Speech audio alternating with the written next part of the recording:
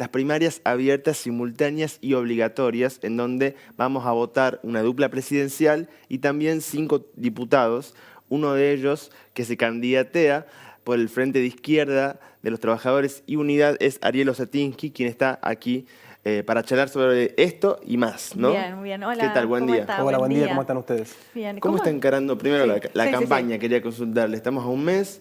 ¿Cómo se siente desde su espacio de cara a estos comicios? Bueno, creo que es muy importante la presencia en estas campañas del Frente de Izquierda y de Trabajadores Unidad, el FIT Unidad, en el sentido de que frente a las otras variantes que representan a los capitalistas, como es el caso de Alberto Fernández o Cristina, o el caso de Macri y Pichetto, o Labaña Urtubey, el FIT Unidad obviamente es un reagrupamiento de independencia política de los trabajadores. Y a diferencia de las otras variantes, que son tanto Fernández como Macri o Pichetto, que plantean darle continuidad a lo que sería el acuerdo con el Fondo Monetario Internacional, que ha hundido tremendamente a este país, la miseria social que estamos soportando, y además seguir pagando una deuda completamente usuraria e ilegal, el FIT Unidad, por el contrario, plantea una alternativa de salida completamente distinta, que es obviamente romper con el FMI, porque nada bueno puede venir del FMI. Miren todas las experiencias del mundo, incluso la Argentina, pero países como Portugal, como Grecia, realmente que han terminado negociando con el FMI. Y hay que dejar de pagar esa deuda usuraria, obviamente, porque el ahorro nacional tiene que estar concentrado para salir de los graves problemas que tiene el pueblo trabajador de la Argentina, que son obviamente la pobreza, la precarización, la desocupación, la industrialización del país. Entonces, obviamente, el FIT Unidad se presenta, digamos, como tantas luchas que llevamos adelante. En el caso de hoy, por ejemplo, va a haber una marcha muy importante del Polo Obrero, es decir, nosotros hacemos un montón de luchas, una de esas es la lucha electoral, y entonces obviamente desenmascarando lo que son las fuerzas patronales, las fuerzas que representan a los capitalistas, Macri, Fernández, Cristina, Pichetto, y obviamente apostar a un reagrupamiento de independencia política de los trabajadores. ¿Cómo ha visto ayer específicamente el discurso del presidente, ¿no? Al respecto? ¿Alguien puede creer algo de Macri a esta altura del partido?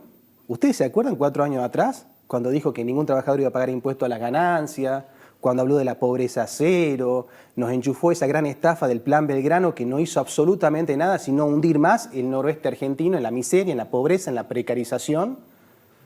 ¿Alguien realmente puede creer en algo? Habla de juntos ahora, de que vamos, toda realmente hipocresía.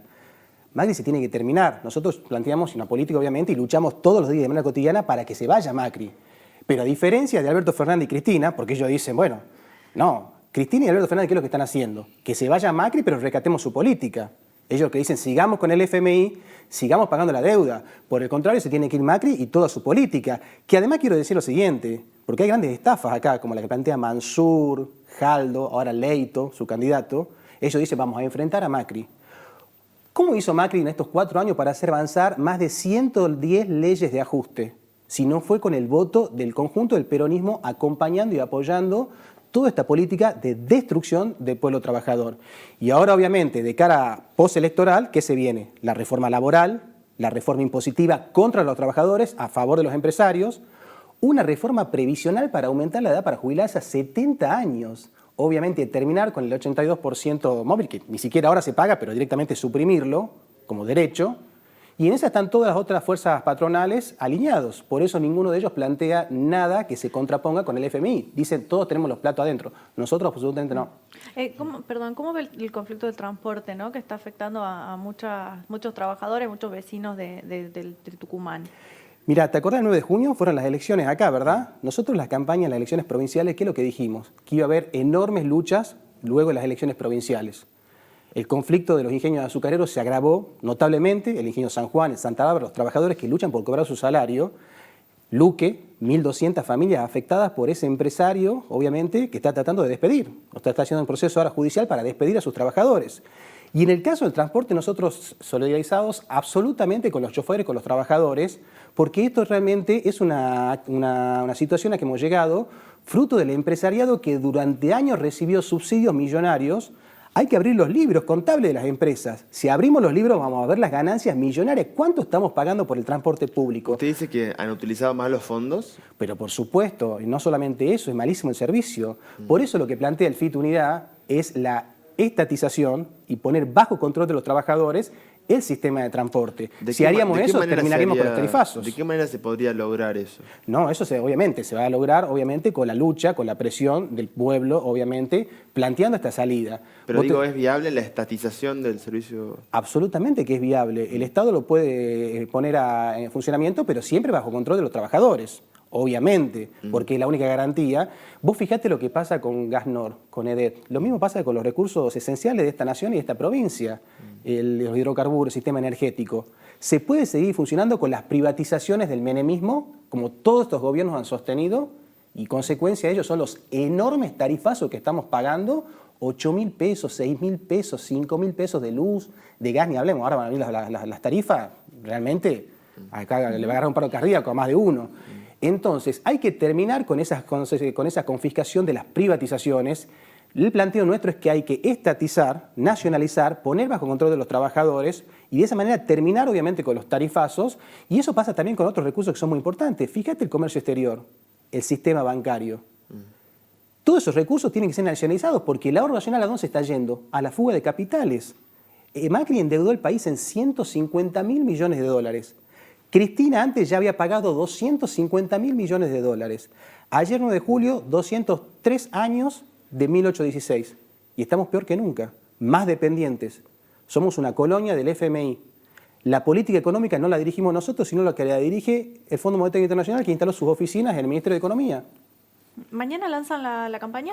Mañana vamos a hacer un acto muy importante de lanzamiento junto a Alejandra Regues, junto a Lita Alberstein del MST, Alejandra Regues del PTS, junto a Cristian Luna de Izquierda Socialista. Yo voy a ser orador también como referente del Partido Obrero en el acto que vamos a hacer a partir de las 18:30 en Peatonal de Mendoza y Muñeca, y obviamente vamos a invitar a todo el mundo a que participe. ¿Nos recordás cómo se completa la lista de precandidatos? La lista estoy en primer término, en mi caso, Alejandra Regues del PTS, viene Cristian Luna de Izquierda Socialista, Lita Alberstein va como candidata del MST en cuarto lugar y Juan Luis Vélez va como quinto diputado titular.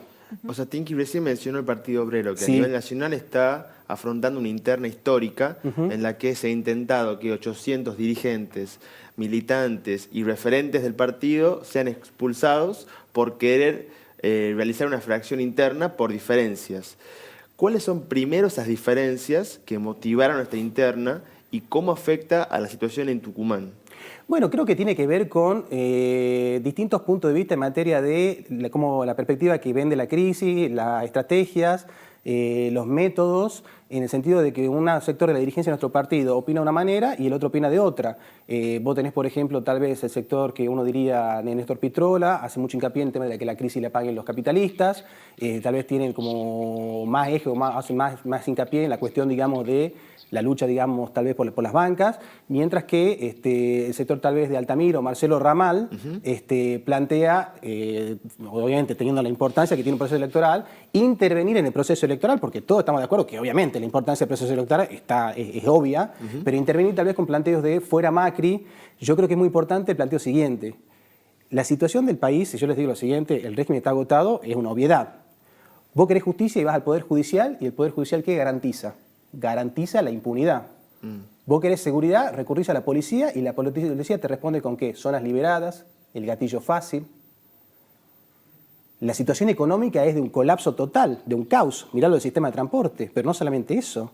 50% de precarización en Tucumán. El empleo en negro, 50% de los asalariados sufren.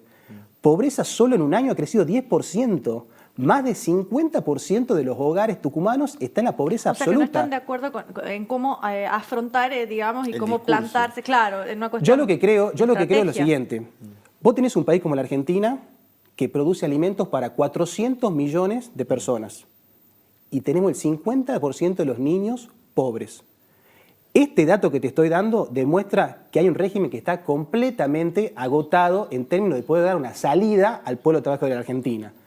Lo que plantea Marcelo Ramal o Altamira es que es necesaria una reorganización económica, social y política, y obviamente hay que batallar en la campaña electoral planteando la necesidad de que hay que organizarse desde ahora ya en los lugares de trabajo, en los sindicatos, en los barrios, para luchar por esa salida. Por supuesto, la Asamblea Constituyente Soberana y con Poder va a surgir de la movilización del pueblo trabajador. ¿Y la otra facción qué dice? Bueno, plantean obviamente un planteo obviamente de que la crisis la pagan los capitalistas. Tal vez no están muy de acuerdo con el tema de la Constituyente, es todo un debate, pero más allá de eso, yo quiero decir lo siguiente. ¿Sustanciales, digo, o no? Bueno, puede haber. Yo personalmente tomo cosas de un lado o del otro, me parecen valiosas, cuestiono también cosas de un lado y del otro. Pero quiero decir personalmente algo que me parece muy importante.